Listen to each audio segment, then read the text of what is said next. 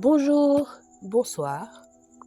Nous vous saluons au nom précieux de notre Seigneur et Sauveur Jésus-Christ et vous souhaitons la bienvenue sur Jésus-Christ, le seul dominateur, une autre chaîne d'évangélisation. N'oubliez pas de vous abonner, d'aimer et de partager pour que l'évangile aille le plus loin possible. Vous êtes actuellement à l'écoute de la méditation du jour et aujourd'hui notre méditation a pour titre « Nous devons être unis ».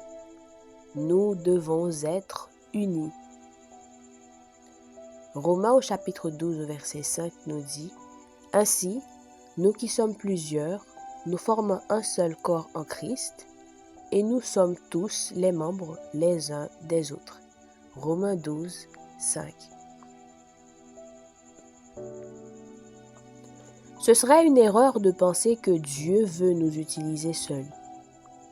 Il a prévu de connecter notre appel avec celui d'une autre personne.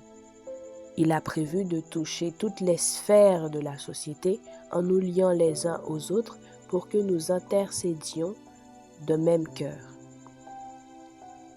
La bénédiction que Dieu envoie est libérée dans l'unité. Nous ne sommes pas seulement ensemble dans un même lieu, nos cœurs sont aussi unis. Là, dans notre cœur, l'onction coule et la bénédiction et la vie sont libérées. Psaume 133. Si vous avez été blessé par l'Église, cette blessure vous empêche d'être en communion avec le corps. Il est important que vous sondiez votre cœur, que vous commenciez à pardonner à vos autorités spirituelles, à vos frères et sœurs en Christ qui vous ont blessés.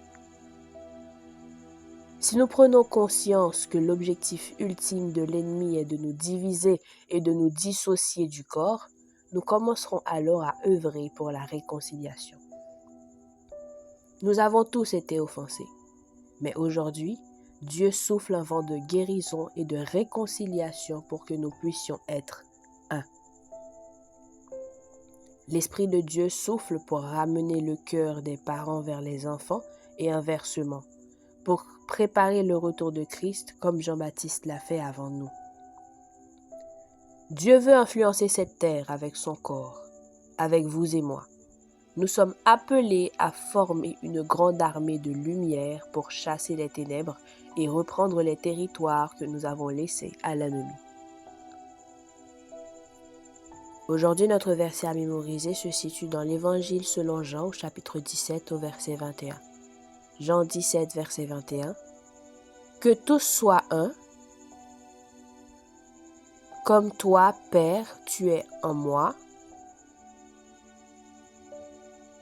et comme je suis en toi, afin qu'eux aussi soient un en nous, pour que le monde croie que tu m'as envoyé. Jean 17, verset 21. Jean 17, verset 21. Que tous soient un, comme toi, Père, tu es en moi, et comme je suis en toi, afin qu'eux aussi soient un en nous, pour que le monde croie que tu m'as envoyé. Jean 17, verset 21. Que le Seigneur vous bénisse. Bonne méditation.